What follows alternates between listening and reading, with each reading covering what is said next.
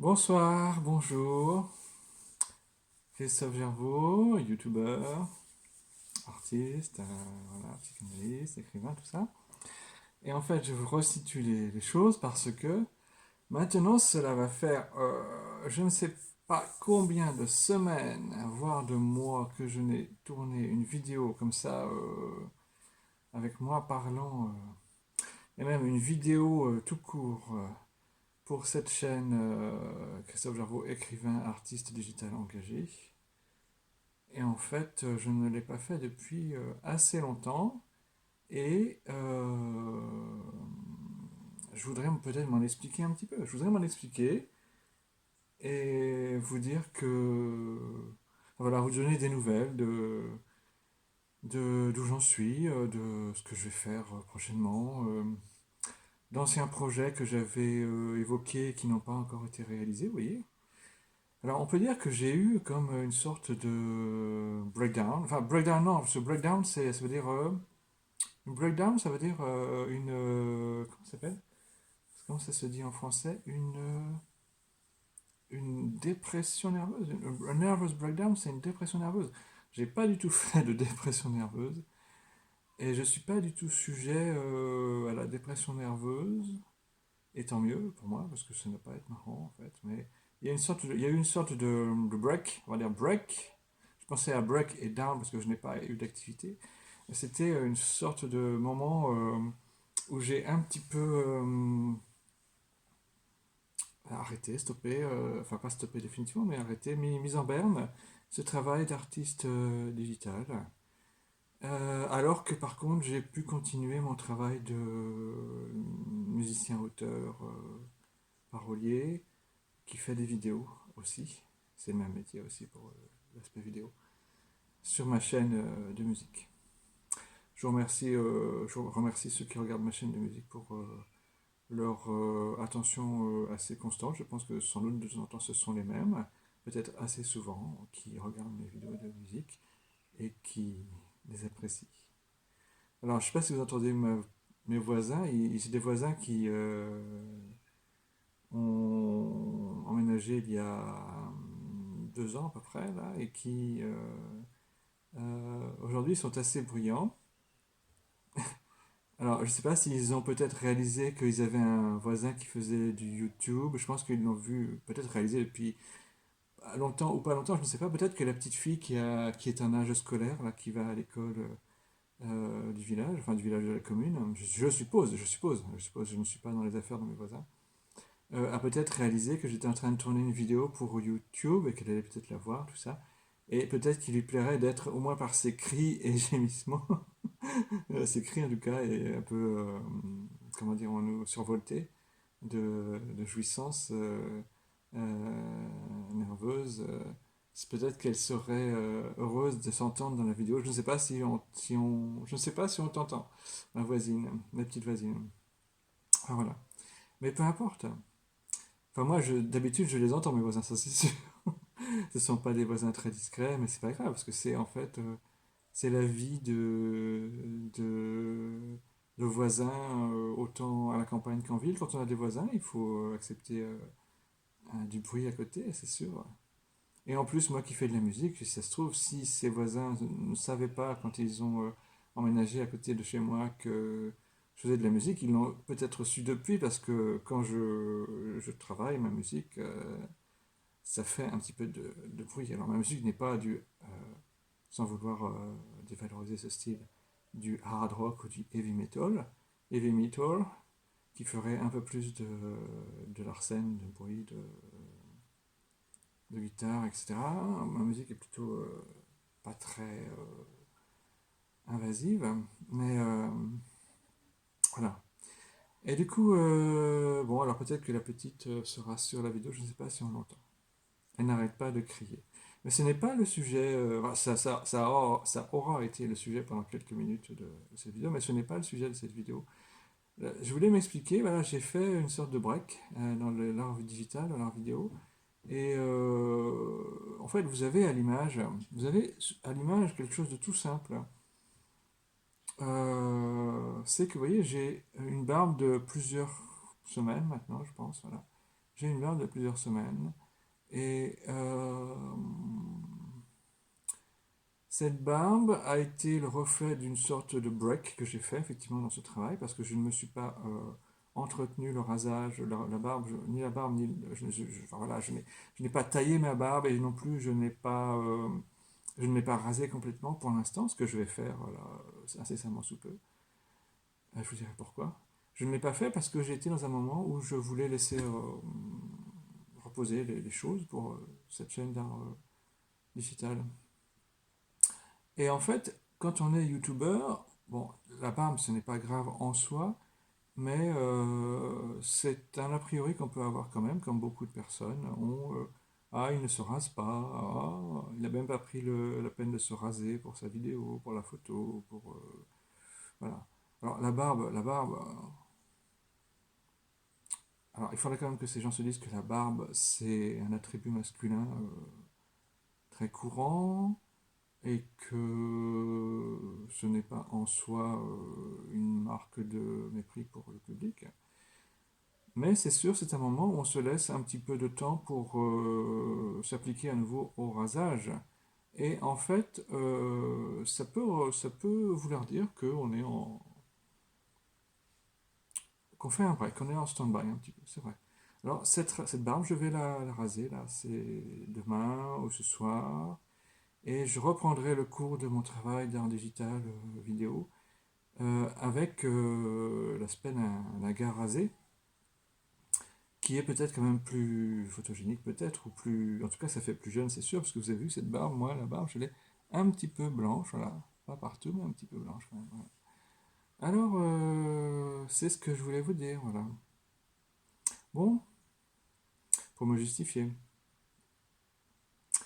Euh, j'ai accueilli à la maison, entre-temps, et vous en avez peut-être vu quelques photos sur mes réseaux, j'ai accueilli, je vous le présente, un Lascar, enfin un gars, mais en fait c'est un gars d'espèce gorille, d'espèce gorille, c'est un singe, un gorille qui s'appelle, je l'ai appelé Gers le Tommy. Gers le Tommy. C'est du verlan. Alors c'est du verlan, je vous le dis parce qu'en fait je ne veux pas tout dire, mais je dis quand même que c'est du verlan. Et peut-être vous allez comprendre pourquoi ce monsieur s'appelle Gers le Tommy. Parce que pourquoi Gers? Pourquoi Tommy? Pourquoi Gers le Tommy? C'est du verlan. Et ce monsieur, il est très sympathique. Il est très sympathique. C'est un gorille, alors il sera là de temps en temps et peut-être assez souvent quand je travaillerai. Alors là, bon, bah, vous voyez, je ne lui ai pas mis le fauteuil haut pour prendre l'apéro, juste comme ça, autour d'une table haute ou autour d'un bar que j'ai aussi à la maison. Mais je l'ai mis dans un fauteuil et en fait, il a l'air plus petit, mais c'est un gars assez massif, mastoc. Et il est très sympathique, très doux, mais en même temps, il témoigne d'une certaine force, vous avez vu? Il témoigne d'une certaine force. Voilà. Alors voilà, il sera là très souvent avec moi. Euh, je voulais vous dire ça. Alors, d'une part, la barbe, ce qui est arrivé avec cette barbe, ce qui va lui arriver à cette barbe. Gers le Tommy. Et qu'est-ce que je voulais vous dire aussi? Ah oui, vous avez vu apparaître peut-être sur mes photos de profil une photo que j'ai un petit peu généralisée sur tous mes réseaux, sur toutes mes plateformes. C'est la photo avec, sans barbe, bien sûr, sans barbe, en t-shirt, mais avec cette casquette. Alors, casquette motif camouflage, mais plutôt dans les bleus-gris, voilà, avec le logo des Yankees. Alors, c'est une. Alors, voilà. Je dis que ça parce que j'ai l'habitude de ne pas faire de placement. Je ne fais pas de placement en général. J'essaye d'atteindre, enfin d'atteindre à ma façon toute simple, une sorte de fluidité qui sied mieux à l'art en tant qu'art vidéo ou à l'art vidéo en tant qu'art plutôt que de vouloir placer des produits, ce qui témoignerait non pas d'une démarche artistique, mais d'une démarche commerciale. Voilà, tout simplement. Mais cette casquette avec le logo des Yankees, les Yankees de New York, je l'ai généralisée sur mes réseaux sociaux pour dire, de façon imagée et forcément incomplète par rapport à tout ce que ça peut vouloir dire, ce que je veux vous dire, ce que je vais vous dire là. Je l'ai généralisé sur mes réseaux, cette photo de moi avec cette casquette avec le logo des Yankees, pour dire que, pour témoigner qu'on peut avoir des opinions. On peut avoir des opinions. Par exemple, alors quand on dit opinion, on pense souvent opinion politique, et bien sûr j'ai des opinions politiques et j'ai un blog où de temps en temps, je témoigne de mes attachements politiques aux principes fondamentaux de la démocratie, notamment, et à quelques valeurs qui sont miennes et que j'assume. Ces valeurs peuvent transparaître aussi à travers cette chaîne d'art digital, et peut-être même dans d'autres circonstances dont je suis l'auteur. Mais en fait, c'était pour témoigner cette casquette qu'on peut avoir des opinions. Et pas. Alors, les opinions, par exemple vous voyez le genre de questions qu'on se pose en France quand on est jeune, souvent, ou qu'on nous pose, ou même quand on est plus vieux. Est-ce que vous êtes pour le PSG ou pour l'OM? Est-ce que vous êtes pour l'OL ou pour le FCL? Est-ce que vous êtes pour Bordeaux ou pour Valenciennes? Des choses comme ça. Par exemple, en foot. Est-ce que dans d'autres sports, vous êtes pour Cholet plutôt que pour Lyon également, ou pour Cholet plutôt que pour Pau-Orthez, des choses comme ça. Voilà. Dans tous les sports, on peut se poser la question. Alors, ça consiste à dire, par exemple, je suis plutôt pour l'OM que pour le PSG ou que pour l'OL. C'est par exemple, ça consiste à dire que j'ai une opinion sur des équipes sportives dans certains sports. C'est avoir une opinion. Et pour moi, j'ai pris l'image de cette casquette avec le logo des Yankees de New York pour dire que j'avais des opinions et que c'était comme ça et que j'avais le droit d'avoir des opinions en démocratie. La plupart des pays qu'on dit avancés essayent d'avoir comme système politique la démocratie. Et donc, il n'est pas mal de dire, même au niveau mondial, qu'on a le droit d'avoir des opinions.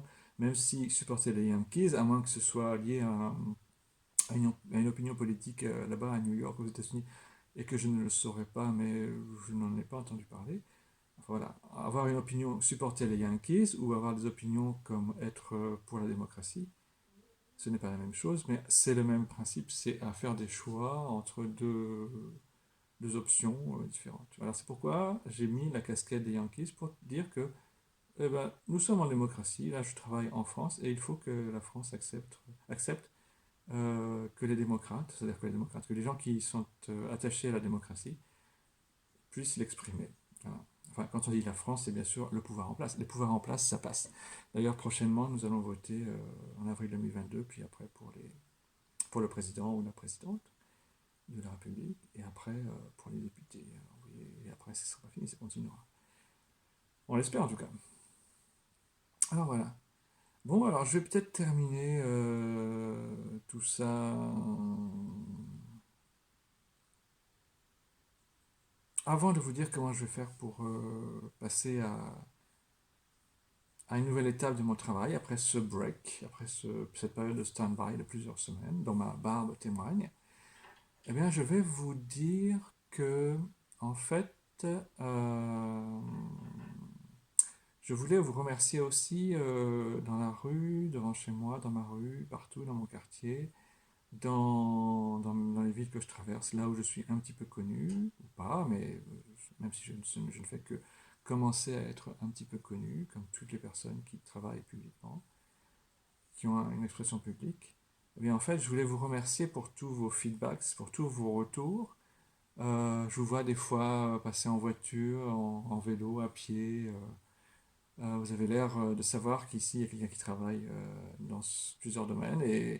Et donc, vous me témoignez le fait que je suis connu, que je commence à être connu. Et même des fois, comme on dit, comme par exemple, ça a lieu Notamment, on en a beaucoup euh, l'expression dans le rap. Le rap, des fois, se mêle un petit peu de parler des hommes au pouvoir et des femmes au pouvoir, et ils ont raison, et ils disent, tiens, Macron ou un tel, ou Macron ou Marion, et ça rime un petit peu. Nous ont tweeté, ou nous fait comme ça veut dire qu'ils nous suivent. Est-ce que par exemple, des petits formats d'interview peuvent avoir demandé à tel rappeur, ah, tu penses que Macron connaît ton CD? Ou alors dans la littérature où je travaille aussi, des fois on nous demande, est-ce que un tel a lu votre livre? Voilà, donc en tout cas, moi, à ma place et à ma mesure et là où je suis, vous me témoignez aussi du fait que vous suivez un peu cette histoire, cette aventure, et que ça me fait bien plaisir d'avoir vos accusés de réception, comme je dis. Voilà. Alors, bon,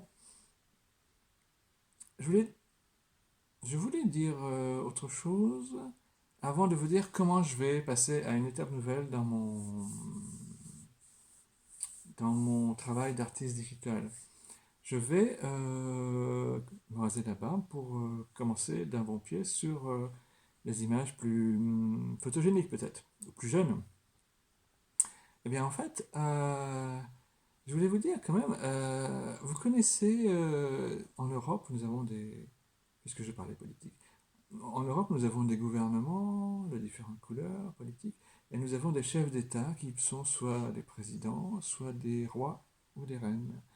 Et en fait, il y a un chef d'État, depuis quelques années, qui, notre professeur de cette discipline, que je nommerai tout à l'heure, nous l'avait bien dit à l'époque, quand nous étions au lycée, pas loin d'ici, tous, aux filles et aux gars de notre âge, qu'il y avait un héritier qui un jour serait roi sans doute, euh, qui, qui était de notre âge et qui était né en 1968 comme nous. Et en fait, c'est le roi d'Espagne qui s'appelle Felipe VI, enfin Philippe VI.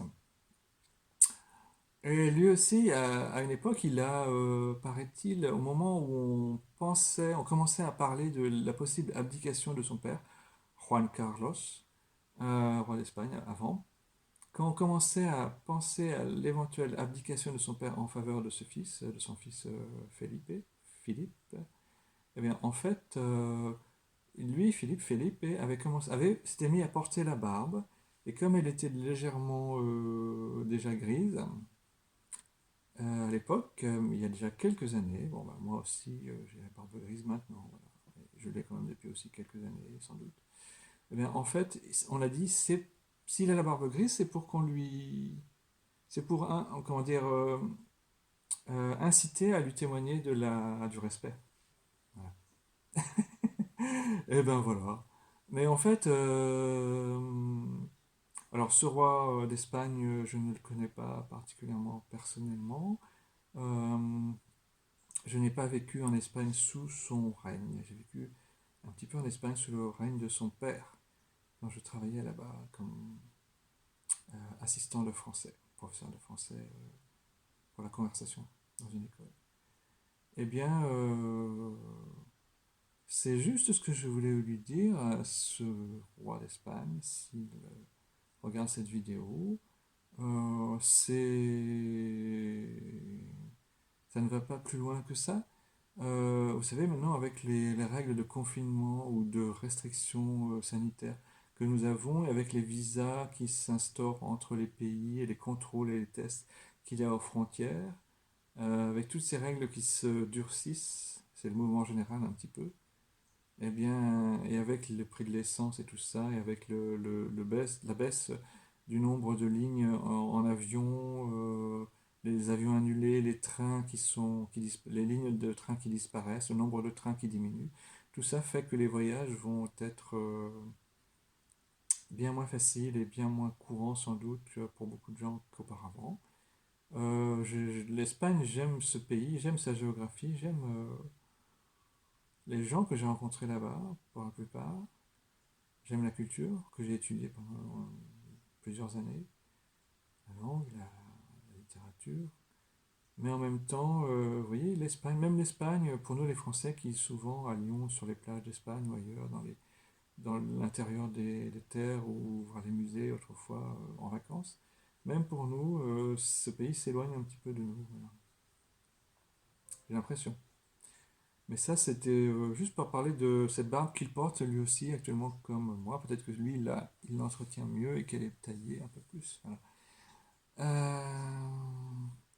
Alors bon, alors voilà, je voulais un jour opérer une césure dans mon travail d'artiste digital.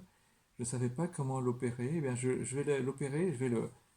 Il y aura un avant tel que vous me voyez, un présent là du 19 janvier 2021. Ce présent, c'est ce jour où vous me voyez avec cette barbe, tel que je suis là sur cette vidéo.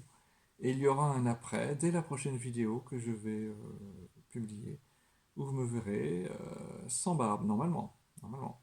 Alors voilà, comment vais-je procéder? Eh bien alors, je vais m'aider je vais utiliser de la mousse à raser, voilà, que j'ai acheté dans le commerce, bien sûr. Comment dire autrement? Nous n'en sommes pas encore au troc, peut-être qu'un jour nous dirons je l'ai acheté, je l'ai troqué. Alors, je ne sais pas si on pourra troquer un objet aussi manufacturé, mais peut-être, on ne sait pas. Alors, en tout cas, moi je l'ai acheté, la mousse à raser. Je vais commencer par m'humecter la barbe et la peau avec une serviette ou un gant de toilette d'eau assez chaude, tiède. Ensuite, j'appliquerai la mousse à raser et j'en viendrai à attaquer, faire diminuer le volume de barbe superficiellement avec ces rasoirs, voilà. Voilà, tout simplement. Alors, une barbe qu'on a laissé pousser un petit peu là. On peut aller soit chez un barbier, se la faire couper, se la faire faire la barbe, soit le faire chez soi comme j'ai fait, comme je ferai. Et quand le volume aura bien diminué, ou quand elle sera bien moins épaisse, elle n'est pas encore très épaisse, mais elle commence à l'être, ben, je terminerai avec le rasoir, après avoir séché, nettoyé et séché cette barbe et ma peau, je terminerai avec le rasoir électrique que j'utilise d'habitude quand elle n'est pas trop longue. Voilà. Tout simplement parce que le rasoir à lame peut blesser s'il est appliqué directement sur la peau. Voilà, de celui qui se rase. Voilà. Alors, bon, voilà, cette vidéo est à présent sur le point de se terminer. Euh, alors voilà, eh bien, je ne sais pas si Gers le Tommy parlera, comme on dit, parlera aux adultes comme il parle aux enfants, ou comme il parlera aux enfants, est-ce qu'il parlera aux enfants comme il parlera aux adultes? Je ne sais pas, en tout cas, c'est Gers, l'automie, Mangorille, voilà. Allez, hop! En tout cas, ça me faisait plaisir de vous retrouver, vous avez vu que on en a des choses à dire, hein, quand même. Alors moi, pour terminer, je voulais dire, il y a des youtubeurs qui disent je vous embrasse, il y en a un qui dit je vous embrasse tous sauf un, et il y en a qui font boum les gens, des choses comme ça, voilà. Bon, moi je sais pas comment je pourrais terminer d'une formule qui serait rituelle par rapport à moi, mes habitudes à moi. Si ça se trouve, j'ai déjà cette habitude de vous dire à bientôt, à la prochaine fois. Est-ce qu'il faudrait que je puisse me forger une petite formule rituelle que même les gens des fois attendent à la fin des vidéos, voilà. Alors, je me rappelle du Caresse et bise à l'œil de Bernard Lenoir sur France Inter dans Feedback et les émissions qui ont continué, surtout dans Feedback, je crois. Il y a des formules comme ça et c'est sympa. Même Caresse et bise à l'œil, c'est carrément tout un programme. Mais bon, Bernard Lenoir, nous le saluons. Enfin, moi, je le salue comme un grand de la radio. Alors, je dis, alors, bon, je vais terminer. Alors, à bientôt. J'espère que vous allez bien. À bientôt. À bientôt, les fans, les followers, les contacts, les amis IES, la famille. Et n'hésitez pas à continuer à m'envoyer vos accusés de réception, vos, vos appréciations, même négatives. Il y en a aussi, bien sûr, mais il y a aussi des appréciations positives. Et en général, les artistes aiment avoir des appréciations, des retours aussi bien négatifs que positifs pour pouvoir adapter et connaître mieux la réalité des choses. Par vos accusés de réception, comme je dis, vos appréciations que vous me témoignez, de temps en temps, je connais mieux la réalité des choses, la réalité française dans mon domaine, dans mes domaines. Et ce n'est pas fini. À bientôt!